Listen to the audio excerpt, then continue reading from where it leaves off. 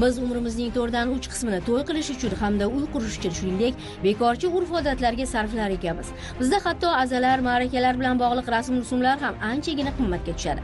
Boshqacha aytganda, cho'ntakning ham, asabning ham sho'ri, umrning esa zavoli. To'ylar bilan bog'liq og'riqli jihatlarimiz juda ham ko'p-da. Chaqaloq dunyoga kelishi bilan bir oilani bilaman, to'y qilishim kerak, xatni to'y qilishim kerak, elga osh berishim kerak degan fikrlarda aytgan oila. Ikkita kontraktda shartnomada o'qiydigan talabam bor. Endigina to'y qildik. Xudo ozgina o'tsin vaqt desa, yo'q, meni orzu-havasim bor. Bittagina o'g'lim, bittagina endi nabiram. To'y qilishim kerak. Qiz yig'lab boradi, ora kunda yig'lab boradi. Ona Xudoga bunday qilasiz ekan, ona kuyovingizga bunaqa sarpo qilasiz ekan. Ona bu ham bo'layotgan voqeada, bu ko'z yumib bo'lmaydigan og'riqda bular. Va oxiri u ayol o'sha to'yda o'tkazish arafasida yuragi ushadi-da, infarkt bo'ldi. Afsuski olamdan ko'z yumdi ona. O'sha to'y bo'ldi, to'yda o'tkazayotgan qaynona Xudo aytayaptiki, to'yni ko'rib qola olmadi-da, shuncha harakat qildik-da.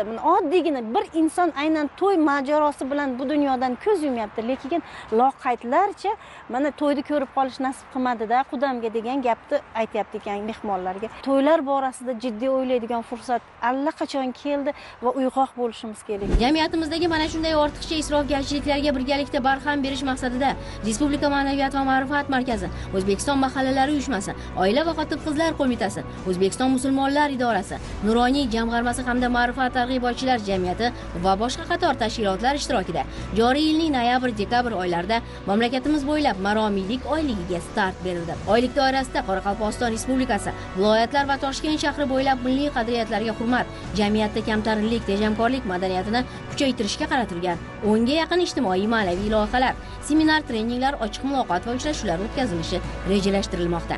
Bu har bir oilaga, mahallaga, chekka hududlargacha kirib boriladi degani. 9008 ta mahallaga bir ijobiy ma'naviy yurish qilishimiz kerak.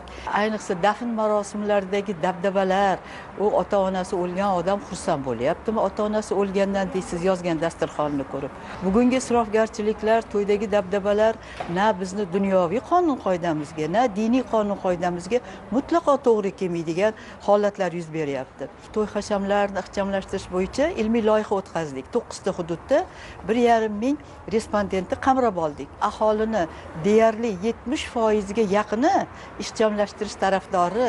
Bugungi mahallada ham to'y hashamlari bo'yicha komissiya tuzishimiz kerak. To'y qilayotgan, hasham qilayotgan odam mahallaga chiqqanda shular yig'ilib turib, sharoiti qanaqa, imkoniyati bormi, yo'qmi, mana bularga yo'naltirsak, yana nur ustiga alo nur bo'ladi. Xo'sh, keraksiz odatlardan voz kechsak, hayotimizda qanday ijobiy o'zgarishlar bo'ladi? Ortiqcha mablag'ni aslida nimalarga sarf qilmoq joiz? Bu haqda ko'p va xo'p gapirilmoqda. Endilikda bu ishga jiddiy kirishiladi. Vazirlar Mahkamasining 2025-yil 16-sentyabrdagi umumiy ovqatlanish korxonalarida hosil bo'ladigan oziq-ovqat chiqindilaridan samarali foydalanish va ularning atrof muhitga salbiy ta'sirini kamaytirish hamda ortiqcha isrofgarchiliklarning oldini olish chora-tadbirlari to'g'risidagi qarori imzolandi. Jamiyatda aynan maromiylik madaniyatini keng targ'ib etish, fuqarolarga me'yorni saqlash, ortiqcha isrofgarchilikdan tiyilish, shukronalik va bag'rikenglik kabi yuksak insoniy fazilatlarni hayot mezoniga aylantirish natijada jamiyatda totuvlik, hamjihatlik va ma'naviy barqarorlikni ta'minlashga erishishi ko'zda tutilmoqda. Xalqimizni farovon yashashi uchun, o'zimizdagi asl qadriyatlari asrab qolish uchun mana shunday holatlardan agar o'zimiz kurashib, o'zimiz forig' bo'lmasak, bizga hech kim yordam bermaydi.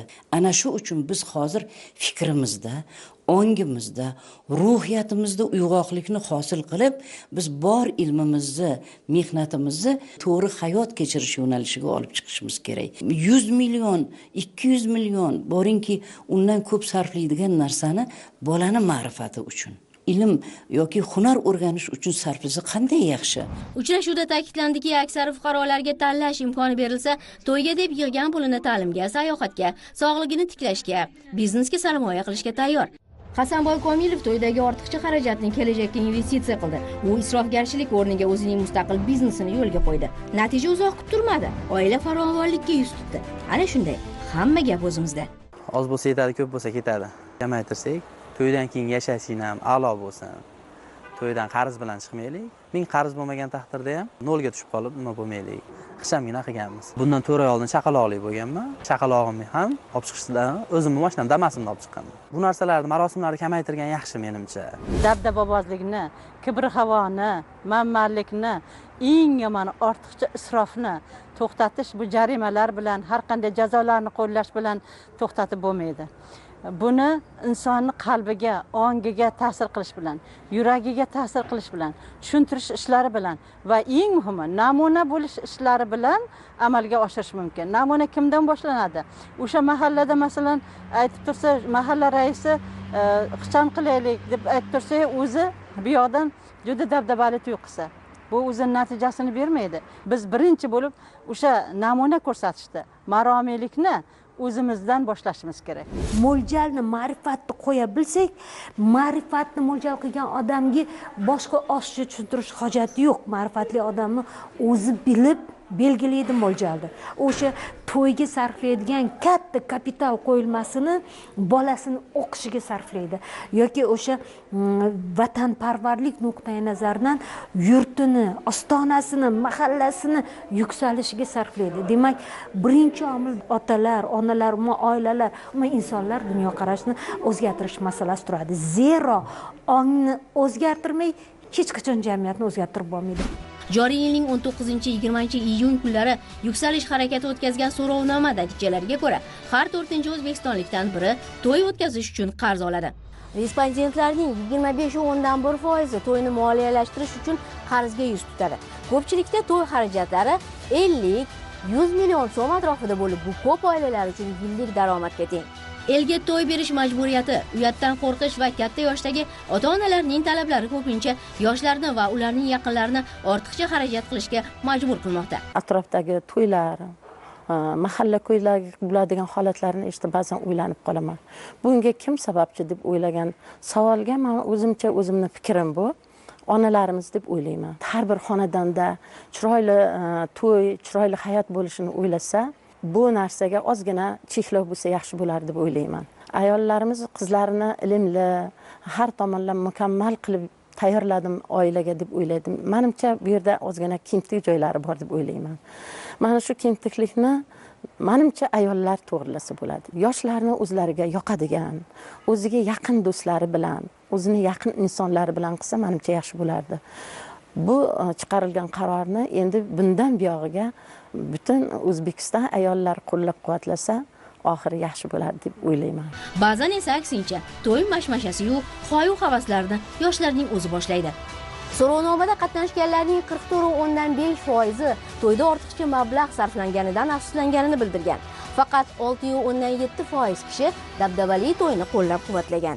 Ziyolilar, olimlar, turli xil jamoatchilik vakillari, ota-onalar yoshlarimizga shu narsani singdirishimiz kerakki, ya'ni yaxshi yashash uchun, yaxshi oilaviy baxt topish uchun bu faqat moddiylikda emas ekanligi, bir-birini to'g'ri qabul qilishda ekanligini tushuntirishimiz kerak bo'ladi. Yo'q, bizga dabdabali to'y kerak emas, yaxshigina, ixchamgina to'y bo'lsa bo'ldi. Baxtli bo'lsa bo'ldi, muhimi shu. Hamma orzu havasi edi-yu, shu orzu havasi tufayli ham ko'pchilik qarzga kirib ketadi-da. Biz 300 ta qilganmiz. 300 ta ko'p emasmi? Endi qarindosh urug' biri bo'lmasa biri debdi. Hamma puliga qarab qiladi deyman. Kamchilik qilib, undan ko'ra to'ydan keyin bu joyga olib borsa deyman. Orzu havas o'z yo'liga, orzu havas kichkina to'y bilan ham bo'rab, bunaqa juda oshirib yuborish ham kerak emas. Har bir o'tkaziladigan to'y ma'rakalarda, boshqa marosimda albatta nuroniyning roli bo'lishi kerak. Chunki biz katta tajribaga ega bo'lgan otaxonlar, onaxonlar agar shu to'ylarga aralashib, yoshlarimizni tartibga chaqirsak, men o'ylaymanki hammasi o'rniga tushadi.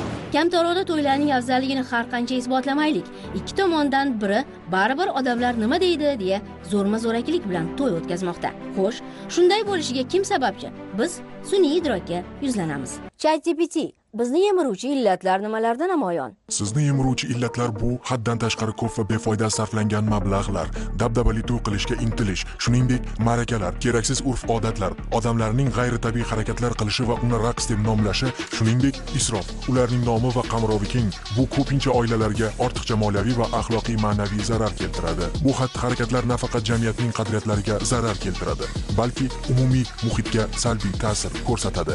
Ixcham va oddiy to'y. Qolgan mablag'ni ta'lim yoki biznesga sarflash kerak. Samarqandda to'ylar odatda katta va dabdabali tarzda o'tkaziladi, lekin bu katta isrofgarchiliklarga sabab bo'lmoqda. To'ylarga sarflagan pullarimizni farzandlarimiz kelajagi uchun, ularning bilim olishi uchun sarflaganimiz ma'qul deb hisoblayman. Afsuski, yana o'sha armisoqdan qolgan gap. Odamlar nima deydi? Odamlar nima deydi? Indama gapirma, ko'tarma boshni. Qatdan bo'lsa ham topish kerak to'yga. Nima deydi qo'ni qo'shni, zo'r qil oshni. Odamlar nima desa desin, tashlaylik qo'rqishni, o'ylashni, yashashni boshlaylik. Bugungi kunda yoshlarning oila qurishlari qiyin bo'lib ketgan. Nima uchun deydigan bo'lsangiz, sarf xarajat ko'payib ketgan. Hozir yechimini qilmasak, ertaga kech bo'ladi. Ma'raka marosimlarini dabdabozlikka berilib, buni aytaylik, juda bir ko'rkam o'tkazishliklar uchun qarz ko'taradilar yoki yillar davomida mehnat qilib, ishlab, qiydalib topgan mablag'larni bir kun, 2 kun ichida sarf qilib yuboradilar. Bu isrofgarchilik. Rahbarlarni, mas'ullarni o'zi birinchi bo'lib namuna bo'lgan bo'lsagina biz boshqalarni orqamizdan ergashtira olamiz. Ma'lumot berildiki, har yili 200 mingdan ortiq yoshlar nikohdan o'tadi. Ammo ularning qanchasi totuvlikda yashab ketyapti? Bu jiddiy masala va albatta barchamizning bosh og'rig'imiz. Qarzga botishga xizmat qilayotgan to'ylar, dang'illamalari ham ko'plab oilalarning inqiroziga yuz tutishga sabab bo'lmoqda. Bu afsuski achchiq haqiqat. Tanganing ikkinchi tomoni ham bor. Yoshlar turmush atalmish mustaqil hayotga tayyormi? Afsuski yo'q. Bu navbatdagi lavhamizga mavzu. Bir narsa aniq, maromiylik, ortiqcha sarflarsiz hayot, xotirjamlik, salomatlik, farovonlik garovidir.